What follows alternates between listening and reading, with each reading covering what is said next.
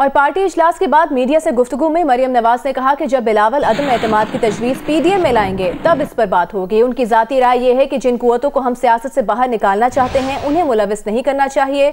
उन्होंने कहा कि लॉन्ग मार्च भी होगा, इस्तीफे भी आएंगे और ये हुकूमत भी जाएगी। नैब से मुताल्लिक़ सवाल पर मरियम नवाज ने कहा कि अब कोई ऑर्डिनेंस नहीं आएगा, अब यही नैब चलने दें।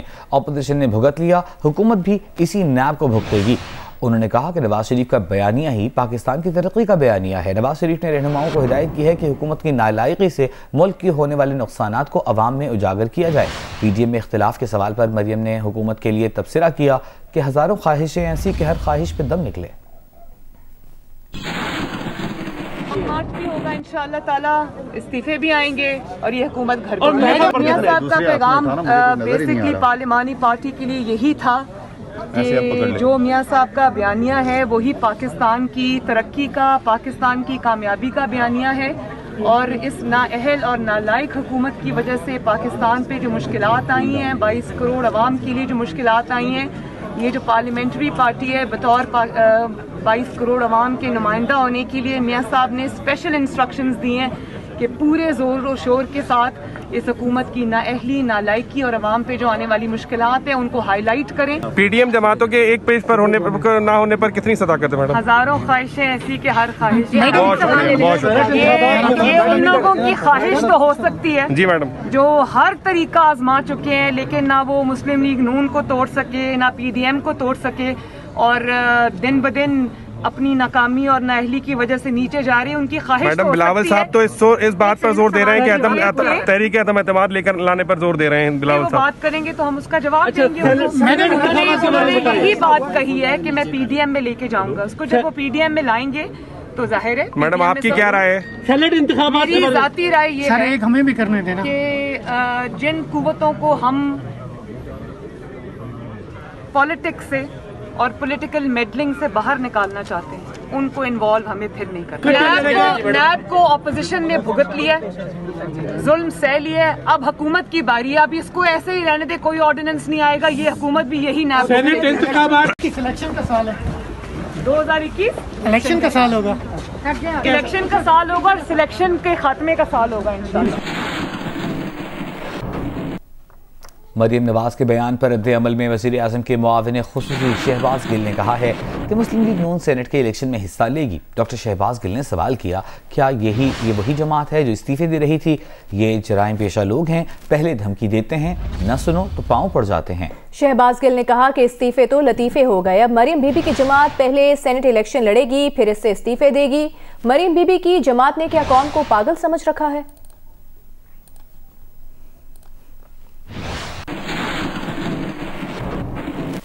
वज़ीर आज़म इमरान खान ने कहा है कि फॉरेन फंडिंग केस में तहरीक इंसाफ का दामन साफ है। ऑपोजिशन ने जो गड्ढा किसी के लिए खोदा उसमें खुद गिर गई। उन्होंने फॉरेन फंडिंग हासिल नहीं की, छुपाने को कुछ नहीं।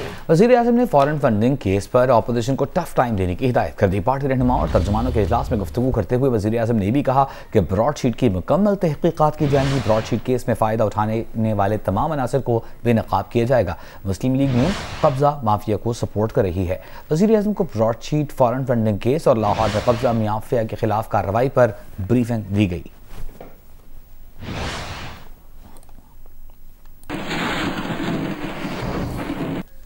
वफाकी वज़ीर इत्तलात सेनेटर शिबली फराज ने भी ऑपोजिशन को तनकीद का निशाना बनाया है। कहा, एक पीडीएम है और कई बयानिए, बिलावल का अदम एतमाद पर जोर है, एहसन इकबाल को उस पर शुकूक व शुबहात हैं। मरियम नवाज का लॉन्ग मार्च पर इसरार है, कई बयानिए पीडीएम का शिराजा बिखरने का वाज़ेह सबूत हैं। एक बयान में शिबली फराज ने कहा कि ये शाहराहों पर आवाम को गुमराह करने के लिए निकले थे, आवाम की जानिब से मुस्तरद होने के बाद वापस ऐवानों का रुख कर रहे हैं। कराची में कोरोना की दूसरी लहर का जोर टूटने लगा। शहर के 4 अजला में टेस्ट मुस्बत आने की शरह 5% से भी कम रह गई। महकमा सेहत के मुताबिक जिला मलीर और कोरंगी में कोरोना टेस्ट मुस्बत आने की शरह 2% रिकॉर्ड की गई। जिला गरबी में कोरोना टेस्ट पॉजिटिव आने की शरह 3%, जिला वस्ती में 4% रही। जिला शर्की में कोरोना का जोर अब भी बरकरार है। टेस्ट मुस्बत आने की शरह 33% तक पहुंच गई। जिला जनूबी में 15% की सतह पर मौजूद है। कराची शर्की और जनूबी में कोरोना टेस्ट मुस्बत आने की शरह ज्यादा होने की वजह से कराची अब भी पूरे मुल्क में पहले नंबर पर है। कराची के 4 अजला में कोरोना का जोर टूटने के बावजूद शहरियों को एहतियाती इकदामात उसी सख्ती से जारी रखने होंगे ताकि पूरे कराची में कोरोना में कमी लाई जा सके। कराची के 3 अजला में कोरोना केसेस में कमी आई है, जबकि जिला शर्की और गरीबी में कोरोना केसों की शरह इस वक्त भी ज्यादा है। इन दोनों अजला में कोरोना केसेस और SOPs पर अमल दरामद की सूरत हाल क्या है, इस बारे में आगाह कर रहे हैं जिला गरबी से जियो न्यूज़ के नुमाइंदे कसीम सईद और जिला शर्की से तलहा हाशमी। कराची के ज़िला जनूबी में कोरोना वायरस की शरह में मुसलसल इजाफा हो रहा है। आज भी 156 केसेस यहाँ से रिपोर्ट हुए हैं और ये जो शरह है ये कराची के मजमूई केसेस में 15% की शरह से कंट्रीब्यूट कर रही है। अब यहाँ पर SOPs की क्या सूरत हाल है, मैं इस वक्त डेंसर हॉल से रिपोर्ट कर रहा हूँ। सबसे बड़ी वजह और जो रुकावट है SOPs में वो ये भी है कि ये डेंसली पॉपुलेटेड है, यानी कम रकबे पर ज़्यादा लोग आबाद हैं। दूसरी जो यहाँ पर रुकावट हमें नज़र आती है वो ये कि कारोबारी जो सरगर्मियाँ हैं वो बहुत तेज़ी से और बहुत उरूज पे हैं और वो दिन के तकरीबन 10 से 14 घंटे तक जारी रहती हैं। अगर हम अंदाज़ा लगाएं तो 8 में से 2 अफराद ही या एक फ़र्द ही हमें मास्क पहने हुए यहाँ पर नज़र आता है। यहाँ पर दफातर वाक़ हैं जहाँ से पूरे शहर से लोग उन दफातर में आते हैं। आइश नगर रोड है जो कि कराची की वॉल स्ट्रीट है। ये जो हक़ाइक़ हैं ये इस जानिब इशारा करते हैं कि शायद जो SOPs कोरोना वायरस से निपटने के लिए तय किए गए हैं उस पर उसकी पूरी रूह के मुताबिक अमल दरामद मुमकिन नहीं होगा। जी, मैं इस वक्त आपको रिपोर्ट कर रहा हूँ ज़िला शर्की से। मैं ज़िला शर्की की KD मार्केट में मौजूद हूँ। यहाँ पे तकरीबन डेली ही की जो केसेस हैं वो 200 से ज़ायद के केसेस हैं और ये वो ज़िला है जहाँ पर अब तक सबसे ज़्यादा केसेस रिपोर्ट हुए हैं, सबसे ज़्यादा केसेस रिपोर्ट हो रहे हैं। जितने भी केसेस आ रहे हैं उनमें सबसे ज़्यादा जो रेट है केसेस के पॉजिटिव आने का वो इसी डिस्ट्रिक्ट से है। इसके अलावा मोर्टालिटी रेट जो है वो इस ज़िले का बहुत ज़्यादा है। यहाँ पे कुछ लोगों ने मास्क पहना हुआ है, बहुत ज़्यादा ऐसी तादाद जिन्होंने मास्क नहीं पहना हुआ। कोविड की जो SOPs हैं उसको अब उस पर अमल दरामद को यकीनी बनाया जा सकेगा तो फिर यहाँ पे सूरत बेहतर हो सकती है। अदरवाइज़ 2 ऐसे ज़िला हैं जहाँ पर अभी भी ज़्यादा है, ज़िला ईस्ट और ज़िला साउथ, और यहाँ पे अगर इसको कंट्रोल कर लिया जाएगा तो कराची में बड़ी हद तक इसको कंट्रोल किया जा सकता है। जी, शुक्रिया आपका तलहा हाशमी और कसीम सईद हमें अपडेट कर रहे थे। यहाँ आपको बताएं कि मुल्क में कोरोना टेस्ट मुस्बत आने की शरह मुसलसल तीसरे रोज 5% से कम रही। NCOC के मुताबिक गुज़श्ता रोज मुल्क में कोरोना टेस्ट मुस्बत आने की शरह 4.4% रिकॉर्ड की गई। मुल्क भर में कोरोना के 1639 नए केसेस सामने आए। यौमी अमवात में भी कमी का रुझान रहा। इतवार को मुल्क भर में कोरोना के 23 मरीजों का इंतकाल हुआ। वज़ीर आला सिंध मुराद अली शाह ने कहा है कि वो वज़ीर आज़म और किसी वज़ीर को भी जवाब दे नहीं, आइन के मुताबिक वो सिंध असेंबली को जवाब दे हैं। अली ज़ैदी के जवाब पर तबसरा नहीं करेंगे। एक खुफिया मामला था जिसे सोशल मीडिया पर चढ़ा दिया गया। मुराद अली शाह ने कहा वो कभी इजलास के अंदर की वीडियो मंजर आम पर नहीं लाएंगे। नैब के किसी रेफरेंस का इल्म नहीं आप लोगों से पता चला। आइन के मुताबिक सूबाई असेंबली सिंध को जवाब दे हूँ और किसी को नहीं, ना वज़ीर आज़म को हूँ। अभी आप इसको उड़ा देंगे आप लोग सारे, लेकिन मैं आपको बता दूं कि जो मेरा आईनी है, मुझे इलेक्ट सूबाई असेंबली सिंध ने किया, तो मैं सूबाई असेंबली को जवाब दे हूँ और मैं उनको जवाब दे दूँगा। जो आपका सवाल है मैं उसको जवाब देना मुनासिब नहीं समझता, इसलिए कि ये कॉन्फिडेंशियल चीज़ थी जिसको छाल दिया गया। तो मैं इतना गैर जिम्मेदार नहीं हो सकता कि जो एक ख़त मैंने कॉन्फिडेंशियली लिखा है उसके बारे में भी बात करूँ। वज़ीर आला सिंध सैयद मुराद अली शाह की ज़ेर सदारत एपेक्स कमेटी का इजलास हुआ। एडिशनल चीफ सेक्रेटरी दाखिला ने ब्रीफिंग में बताया कि इंसदाद दहशतगर्दी अदालतों ने 108 मुजरिमों को मौत की सजा सुनाई और 200 अपीलें ज़ेर समात हैं। मज़ीद तफसीलात इस रिपोर्ट में। वज़ीर आला सिंध सैयद मुराद अली शाह की सदारत में एपेक्स कमेटी के इजलास में ब्रीफिंग देते हुए एडिशनल चीफ सेक्रेटरी दाखिला ने बताया कि एंटी टेररिज्म फाइनेंसिंग यूनिट ने 2015 से 2020 तक 10 अरब 24 करोड़ रुपए की वसूलियाबी की। कुल 144 केसेस रजिस्टर किए गए और 90 मुल्जिमान को गिरफ्तार किया गया। एडिशनल IG कराची ने ब्रीफिंग में बताया कि सिक्योरिटी इक़दाम के बायस दहशतगर्दी में बतदरीज कमी आई है।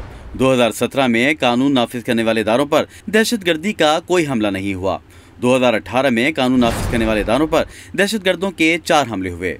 इस तरह 2019 में 1 और 2020 में 9 दहशतगर्दी के हमले किए गए। ब्रीफिंग के दौरान एडिशनल IG कराची की जानिब से टारगेट किलिंग पर कहना था कि 2013 से 2019 तक 509 अफराद की टारगेट किलिंग हुई। 2020 में ये तादाद 8 रही। एडिशनल IG कराची के मुताबिक 2013 से 2019 तक 78 अफराद को अगवा किया गया, जबकि 2020 में अगवा के 38 वाक़यात पेश आए। 2013 से 2020 तक भत्ताखोरी के 533 केसेस सामने आए। एडिशनल IG कराची के मुताबिक 2020 में भत्ताखोरी के 154 केसेस सामने आए। 2019 में मोबाइल छीनने के 19,468 और 2020 में 21,118 वाक़यात पेश आए। ब्रीफिंग के मुताबिक मोबाइल छीनने के वाकयात पहले भी ज्यादा थे, लेकिन दर्ज नहीं होते थे। अब मोबाइल छीनने पर लोग FIR दर्ज करवाते हैं। अभी आपको बताएंगे वजारत खजाना और IPPs में 450 अरब रुपए की अदायगी का मुआहिदा तय पा गया है। IPPs ने पाकिस्तान स्टॉक एक्सचेंज को इब्तिदाई मुआहिदे से आगाह कर दिया है।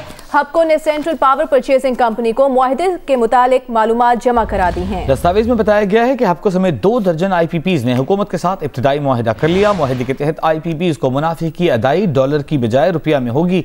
मुआहिदे की हतमी मंजूरी कमेटी और वफाकी काबीना से ली जाएगी।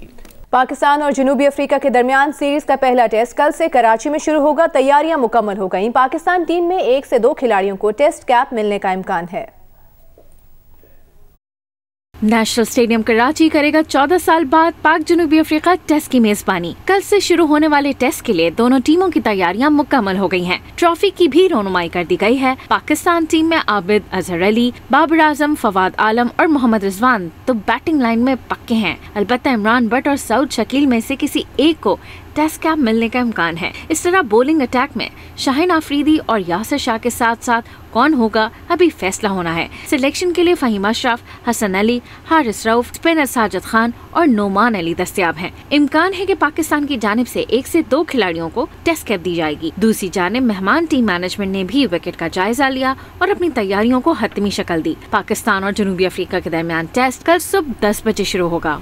पाकिस्तान क्रिकेट टीम के कप्तान बाबर आजम जनूबी अफ्रीका के खिलाफ जीत के लिए पुरआज़्म। उनका कहना है कि 1 हफ्ते भरपूर प्रैक्टिस की है। कोशिश होगी सीरीज के नताइज पाकिस्तान के हक में हों। 1 वीक से हम प्रैक्टिस कर रहे हैं। बीच में हमने प्रैक्टिस मैच भी खेले हैं, तो उससे काफ़ी फ़ायदा हुआ है। काफ़ी कॉन्फिडेंस है और कोशिश यही करेंगे कि रिजल्ट अपने हक में लाएं। मेरे लिए प्राउड की बात है कि मेरा एज अ कैप्टन डेब्यू अपने पाकिस्तान में हो रहा है। जो बेस्ट पाकिस्तान के लिए होता है वो हम डिसाइड करते हैं। 11 टीम जब बनती थी तो वो आप कोच के बगैर आप नहीं बना सकते। आपको थोड़े से इनपुट कोच की तरफ से भी आते हैं, मेरी तरफ से भी जाते हैं। प्रेशर देखें ऐसी कुछ नहीं है। देखें जो अच्छा करेगा तो सारे जीतेंगे, बुरा करेगा तो सारे हारेंगे। वो भी अच्छी टीम है, आप किसी भी टाइम उसको ईजी नहीं ले सकते। वो भी एक टॉप की टीम है, लेकिन हम भी उसमें पूरा अपना जो स्ट्रेंथ है हमारी वो बहुत अच्छी है। और देखें कंडीशंस की अगर बात करें तो कंडीशन हमें सूट करती हैं और मोस्टली प्लेयर यहाँ पे खेले हुए हैं। क्राउड के बगैर तो मैंने हर इंटरव्यू में ये कहा था कि मज़ा नहीं आता। हम उनको काफ़ी मिस करते हैं, वो भी हमें मिस कर रहे हैं।